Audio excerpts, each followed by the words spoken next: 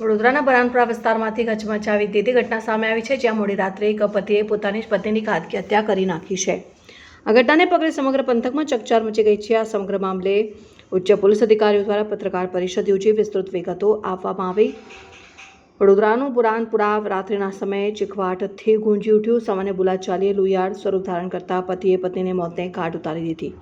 ઘટનાની ગંભીરતાને જોતા મદદનીશ પોલીસ કમિશનર અશોક રાઠવા અને ઉચ્ચ અધિકારીઓ તાત્કાલિક સ્થળ ઉપર પહોંચ્યા અને તપાસનો ધમધમાટ શરૂ કર્યો હતો. યોજાયેલી પત્રકાર પરિષદમાં નાયબ પોલીસ કમિશનર મંજિતા વણઝારાએ વિગતો આપતા જણાવ્યું કે પારિવારિક ઝઘડાના પરિણામે આ કરુણ અંજામ આવ્યો છે.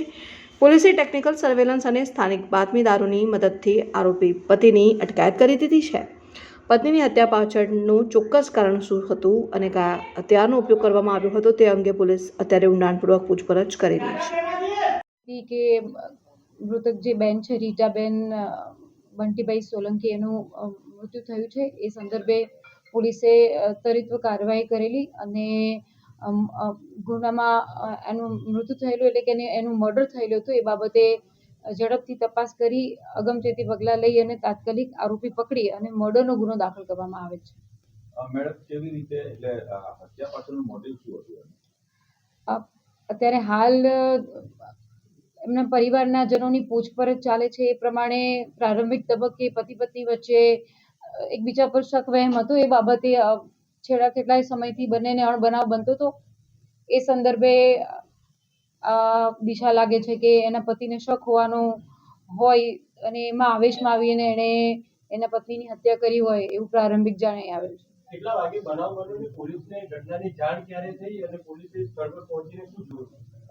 મોડી રાત્રે આ બનાવ ડિનર સમયે એમના પરિવારમાં બોલાચાલીનું વાતાવરણ ઊભું થયેલું એટલે લેટ નાઇટ પોલીસ પાસે આ માહિતી આવેલી અને જેવી આ માહિતી આવેલી એ પ્રમાણે ઘટના સ્થળે જઈને તપાસ કરતા જે રીટાબેન જેનું મૃત્યુ થયું છે રીટાબેન સોલંકી અને એમના પતિ પર શક હતો તો એના પતિને તાત્કાલિક પોલીસની અલગ અલગ ટીમો શોધી લાવી અને પછી એમને તરત એમને પૂછપરછ માટે લાવ્યા હતા. પછી શકવહેમ જતા એની પર પૂછપરછ કરી અને પછી આગળની કાર્યવાહી કરી.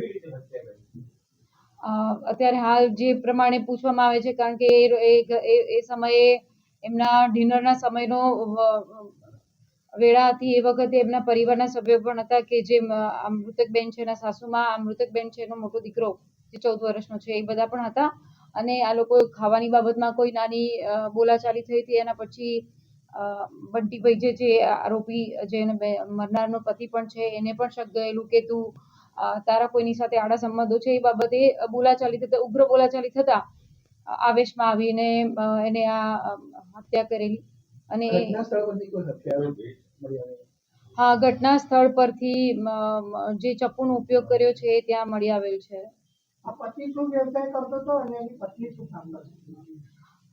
અત્યારે હાલ અમે પ્રારંભિક પૂછપરછ કરતા આ જે બેન છે મૃતક બેન રીટાબેન એ સફાઈ કામદારનું કામ કરી રહેલી હતી અને આ જે ભાઈ છે એ છેલ્લા કેટલાય સમયથી બેરોજગાર હતા. એ હાલ પોસ્ટમોર્ટમ રિપોર્ટ આવે એટલે ડિટેલ ખબર પડે. અત્યારે હાલ જે પ્રારંભિક રીતે દેખાઈ આવે તો એના છાતીની અંદર એક ઊંડો ઘા છે અને આસપાસ હાથ અને શોલ્ડરની સાઈડમાં થોડી ઘણી ઈજાઓ છે. આરોપી છેલ્લા કેટલાય સમયથી બેરોજગાર હતા. પહેલા એને ઘણા કામ કરેલા, ત્યારબાદ એ ઘરે જ હતા અને એ એમના સમાજનો જ હતો. એમનું એક લવ મેરેજ થયેલું છે આ પતિ પત્નીનું એવું અમને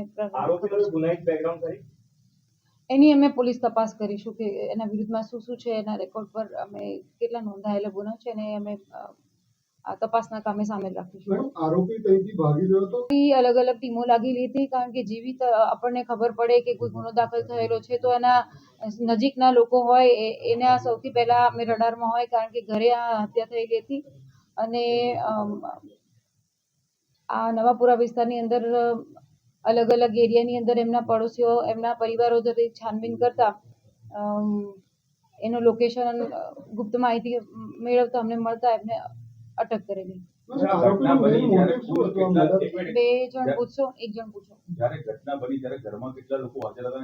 એના પ્લાનિંગ જ હતું કે આ પ્રકારે કરવું છે એવું અત્યારે આપણે માનસ ના કહી શકીએ. આ બધું પુરાવાના આધારે થાય. ઘરમાં એ લોકો સીસીટીવી રાખે છે, સીસીટીવીની તપાસ થશે. એની અંદર ઘરમાં હાજર કેટલા જણ હતા, બહાર કેટલા હતા, કારણ કે સીસીટીવી એક પાક્કું સબૂત આવે કે ઘરની અંદર એની મધર હતી તો મધરનો રોલ છે કે નહીં, પછી બીજું કોઈ અન્ય માણસ હાજર હતું કે નહીં, એ બધું સીસીટીવી સાથે સાથે અન્ય આસપાસના સાક્ષીઓના નિવેદન લઈને આપણે નક્કી કર્યું છે કે અંદર એની સાથે કોની સામેલગીરી છે કે નહીં. આ હત્યામાં કોઈની મદદગારી અથવા ભાગવાના હા, એ પોલીસ તપાસ કરી રહી છે કે રૂમની અંદર શું પરિસ્થિતિ હતી, બીજા કોઈ એવા પુરાવા મળે છે કે નહીં, એના સીરિયાના આધારે એ બહેન કોની સાથે સંકળાયેલા હતા, એ ભાઈ કોની સાથે સંકળાયેલા હતા, શું છે એની પણ તપાસ થશે.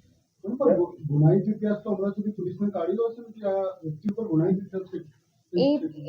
અત્યારે હાલ પહેલી પ્રાયોરિટી છે કે આ જે વ્યક્તિ છે એનું માનસ, એની પૂછપરછ, સાથે સાથે ફરિયાદ લેવાનું કામ, સાથે સાથે એની ઇન્ક્વેસ્ટની કામગીરી અને જરૂરી ક્રાઇમ સીન પ્રિઝર્વ કરી અને એના પુરાવા એકત્રિત કરી અને પ્રિઝર્વ કરવાનું પ્રાયોરિટી હતી. એટલે પછી ગુનાહિત ઇતિહાસ તમે ઓન રેકોર્ડ લાવીને જાહેર કરીશું. મેડમ, આરોપીએ જે હથિયાર એનું ડિસ્કવરી પંચનામું થાય છે, એ વેપન એને ક્યાંથી લાવ્યો હતો, પહેલાથી લાવેલો હતો કે નહીં, એનું પહેલાથી ઈરાદો હતો કે નહીં, એ બધું તપાસમાં આગળ પ્રસ્થાપિત થશે. એને હાલમાં જે મર્ડર કરવા માટે ઉપયોગ કર્યો છે એ પ્રારંભિક રીતે અમે લોકો